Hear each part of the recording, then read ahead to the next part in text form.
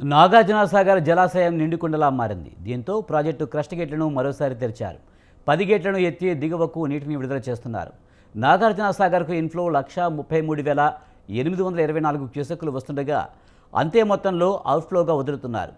కుడి కాలువకు 9,500 క్యూసెక్కులు, ఎడమ కాలువకు 8,454 క్యూసెక్కులు, పవర్ హౌస్కు 32,480 క్యూసెక్కులు విడుదల చేస్తున్నారు.